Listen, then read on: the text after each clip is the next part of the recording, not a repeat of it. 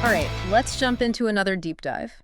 Today, we're going to be looking at some really interesting stuff.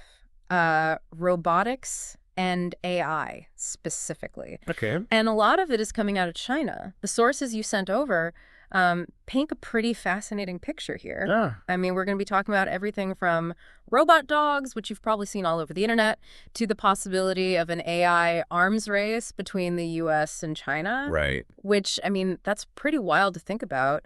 What's especially interesting to me, though, is that a lot of these sources focus on the implications these advancements could have for, like, conflict with Taiwan. Mm-hmm. And, of course, what that means for, global security, like the big picture. Yeah. Yeah. It's a complex topic for sure. And the potential impacts, I mean, they could reach far beyond just, that one region. Oh, absolutely. Yeah.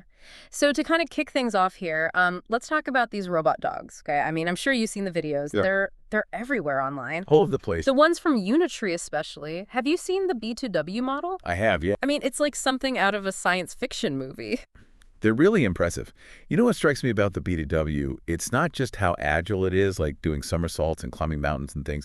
It's the potential applications. Right. Like, think about it. This robot dog could be going through disaster zones, delivering supplies, Right. doing search and rescue, things like that. Yeah. And that level of, mobility and adaptability, it opens up all kinds of possibilities we haven't even thought of yet. Yeah, it's crazy. I even saw Elon Musk tweeting about them, and, he called them What do you say? butcher bots, which, kind of got my mind going in a different direction, Yeah, I can see why. thinking about, okay, well, what if these things get weaponized? Right. Well, and his tweet, I mean, it sparked a lot of discussion. Oh, yeah, for sure. And it's not an unfounded concern, We've already seen that footage of robot dogs that have rifles mounted on them. Have you seen that? Yeah, I yeah. haven't seen that yet. It highlights the dual-use nature of this technology. Right. But what's important to remember is that the U.S. military is also working on this kind of technology. Oh, really? Yeah, so it's not just a China-specific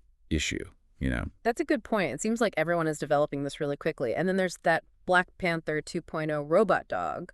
Oh, yeah. The one that's supposed to be faster than Usain Bolt. That's right, yeah. What's the story behind that one?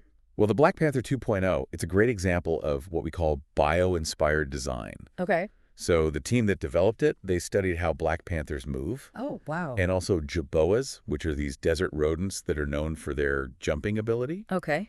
And they took those principles, that biomechanics, and they put it into the design of the robot. Huh.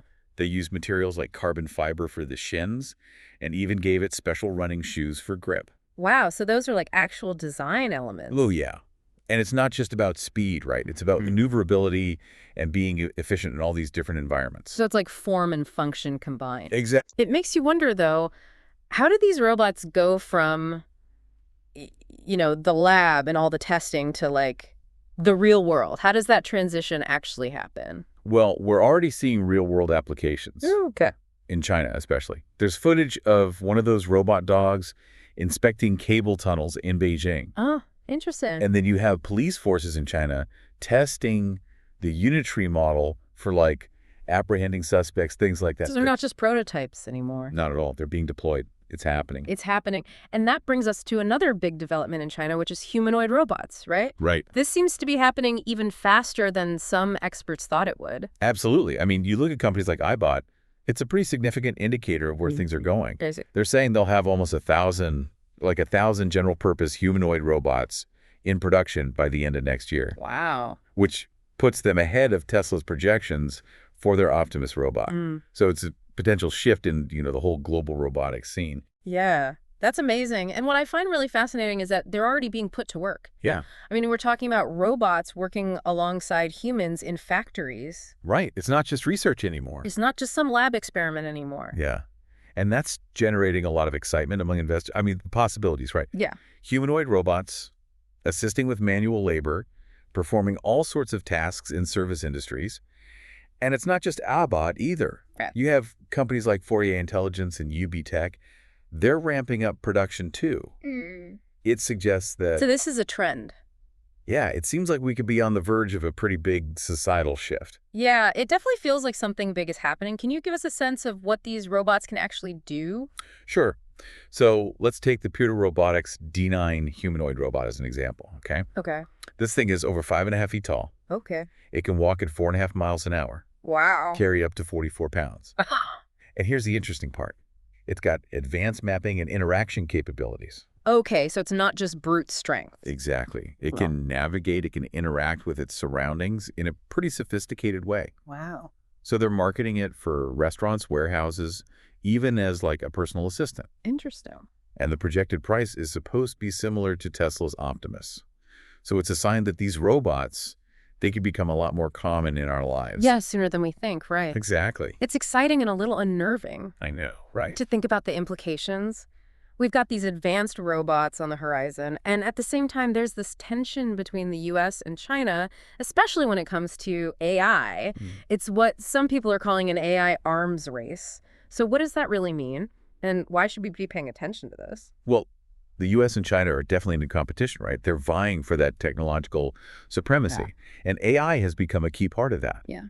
The U.S. has a really strong overall economy, but China's strength is in manufacturing. Okay. They're churning out ships, ammunition drones, and, AI-powered robotics at an incredible rate. So it's like their strengths are kind of different. Yeah, exactly. The U.S. might have that economic edge, but China, they could just produce things so effectively, and that could give them a real strategic advantage. If there was a conflict. That's right. And what happened in Ukraine? Right. It's a reminder of how quickly technology can change the game on a battlefield. Yeah. The U.S. is even starting to worry about being able to keep up with its munition supply, especially with China's production capabilities. And we can't forget about the drones. Drones, yeah. China is dominating that market. They control something like 90% of the global consumer drone market. That's a huge number. It is. So you have to think, what happens if they decide to use that for military applications? Yeah, that's a scary thought. It is. We saw in Ukraine how effective even cheap commercial drones could be. Right, against those high-end tanks. Exactly. So the potential for China to leverage that manufacturing power, it's a serious concern. It seems like China is just advancing so rapidly in robotics and AI, and it really does have big implications for the whole world, global security. Absolutely. It's a lot to think about. Yeah, for sure. It's true. A lot of the talk about AI, especially when it comes to, China, the U.S., it's about conflict, military stuff. Yeah. But it's important to remember, I think, that these advancements, they're not good or bad on their own. Right. They're tools. Really. Yeah, like any tool, it's how you use it. Exactly. It's so easy to get caught up in all the anxieties around an AI arms race and forget that there's this whole other side. Right. There's potential benefits here, too. Yeah. It's like we're fascinated and scared at the same time. Exactly. It's both sides of the coin. Yeah. Yeah. On the one hand, yeah, this stuff could make global conflict worse. But on the other hand, we could see huge advances in things like medicine, the environment, even just our everyday lives. Yeah. Let's talk about that for a second. Like, how could AI be used for good? To solve some of these big problems that we're facing. Okay, well, imagine a world where AI is helping us come up with new medicines. Okay. Like crazy fast. Yeah. Right? Yeah. Potentially curing diseases that have been around forever, extending lifespans. Wow. I mean, this isn't sci-fi. It's happening now. Oh, really? Yeah, they're using AI to look at these huge amounts of data in medical research, leading to breakthroughs in drug discovery, even personalized treatment plans. So that's incredible. I mean, the impact on healthcare alone would be huge. But what about other areas? Like, what about climate change? Can AI play a role there? Oh, absolutely. I mean, think about it.